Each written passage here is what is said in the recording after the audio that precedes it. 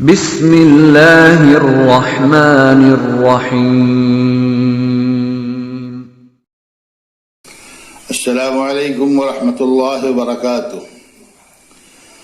الحمد للہ وکفی وسلام علی عبادہ الذین اصطفی، اما بعد، اعوذ باللہ من الشیطان الرجیم، بسم اللہ الرحمن الرحیم۔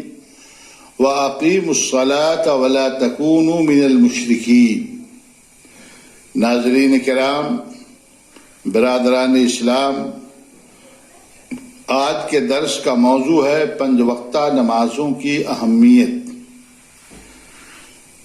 جیسا کہ ہم اور آپ جانتے ہیں کہ نماز اسلام کے 5 ارکان میں سے دوسرا سب سے اہم رکن ہے، اور کلمہ شہادت کے اقرار کے بعد سب سے پہلا فریضہ ہے جسے اللہ نے بندوں پر عائد کیا ہے۔ نماز کی اہمیت کا اندازہ اس بات سے لگائیے کہ حدیث کے مطابق یہ مومنوں اور کافروں اور مشرکوں کے درمیان فرق کرنے والی عبادت۔ اللہ کے نبی صلی اللہ علیہ وسلم کا ارشاد گرامی ہے، صحیح مسلم کی روایت ہے، بین الرجل و بین الکفر والشرک ترک الصلاۃ۔ بلفظ دیگر، اہل ایمان کا شعار نماز ہے، اور اہل کفر و شرک کی پہچان ترک صلاۃ ہے، ترک نماز ہے۔ یہی سبب ہے کہ بے نمازی کا حشر قیامت کے دن قارون، فرعون، حامان، ابی بن خلف جیسے کفار و مشرکین کے سرداروں اور سرغنہ لوگوں اور اللہ کے باغیوں اور نافرمانوں کے ساتھ ہوگا۔ نماز کی اہمیت کے لیے یہ بات کافی ہے کہ اللہ تعالیٰ نے قرآن کریم میں اس کی ادائیگی کا جس قدر حکم دیا ہے، کسی اور عبادت کا حکم اتنی تاکید اور تکرار کے ساتھ نہیں دیا ہے۔ اس کی ایک خصوصیت یہ بھی ہے کہ تمام احکام زمین پر فرض ہوئے، اور نماز کی فرضیت آسمان پر شب معراج میں ہوئی، اور اسے معراج کا تحفہ کہا جاتا ہے۔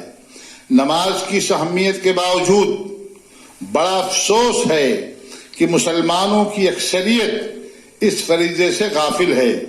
رمضان کے اس مہینے میں آپ کو بہت سے ایسے مسلمان مل جائیں گے جو روزہ تو بڑے اہتمام سے رکھتے ہیں، مگر نماز ایک وقت کی نہیں پڑھتے، جبکہ میرے بھائیوں، نماز کی اہمیت روزے سے کہیں زیادہ ہے، اور اس کا چھوڑنا اتنا بڑا جرم ہے کہ حدیث کے مطابق جو شخص جان بوجھ کر عمدن و قصدن تارک صلاۃ ہے، یعنی نماز کو چھوڑ دیتا ہے، وہ دائرہ اسلام سے خارج ہو جاتا ہے۔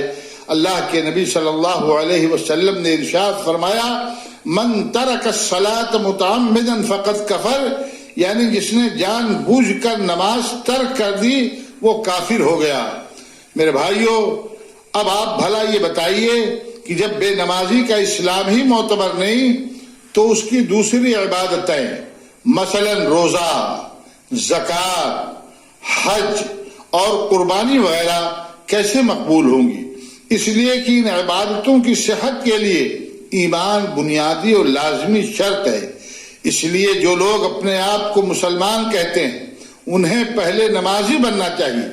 پہلے ان پر نماز فرض ہے، روزے کی فرضیت نماز کے بعد ہے۔ نماز کے فوائد اور اس کے فضائل و برکات حدیث کی کتابوں میں بے شمار ہیں۔ وضو سے لے کر مسجد جانے اور مسجد جانے کے بعد نماز سے فراغت تک، بلکہ مسجد سے گھر واپس آنے تک، قدم قدم پر نماز پڑھنے والے کو اللہ کی جانب سے اجر و ثواب ملتا رہتا ہے۔ وضو کرنے سے اعضائے وضو گناہ سے جھڑ جاتے ہیں، اور وضو کرنے سے اعضائے وضو سے گناہ جھڑ جاتے ہیں، اور بندہ وضو کے ساتھ ہی گناہ سے پاک و صاف ہو جاتا ہے۔ وضو سے فراغت کے بعد دعا پڑھنے اور شہادتین کا اقرار کرنے سے بندہ کے لیے جنت کے 8 دروازے کھل جاتے ہیں۔ باوضو ہو کر مسجد جانے پر ہر قدم پر ایک ایک گناہ مٹتے ہیں اور ایک ایک درجہ بلند ہوتا ہے۔ بندہ جب تک نماز کے انتظار میں رہتا ہے، مسجد میں رہتا ہے اس پر رحمتوں کی بارش ہوتی ہے، اللہ کے فرشتے اس کے لیے دعا گو ہوتے ہیں اور اس کا شمار نماز میں کیا جاتا ہے۔ میرے بھائیوں، نماز پڑھنے سے بندہ گناہوں سے بالکل ہی پاک و صاف ہو جاتا ہے۔ اس بات کو اللہ کے رسول صلی اللہ علیہ وسلم نے ایک مثال سے واضح کیا۔ آپ نے صحابہ کرام سے سوال کیا کہ آپ لوگ یہ بتائیے کہ اگر آپ میں سے کسی کے گھر کے سامنے دریا بہ رہا ہو اور وہ آدمی اس دریا میں 5 بار غسل کرتا ہو تو کیا اس کے جسم پر میل کچیل نام کی کوئی چیز باقی رہ جائے گی؟ صحابہ کرام نے عرض کیا کہ یا رسول اللہ، اگر کوئی آدمی 5 مرتبہ غسل کرے گا تو ایسی صورت میں اس کے جسم پر میل کچیل باقی رہنے کا کوئی سوال ہی پیدا نہیں ہوتا ہے۔ اللہ کے نبی جناب محمد رسول اللہ صلی اللہ علیہ وسلم نے فرمایا یہی حال نماز کا ہے۔ جب آدمی 5 وقت نماز پڑھتا ہے تو اس طریقے سے اس کے سارے گناہ ختم ہو جاتے ہیں۔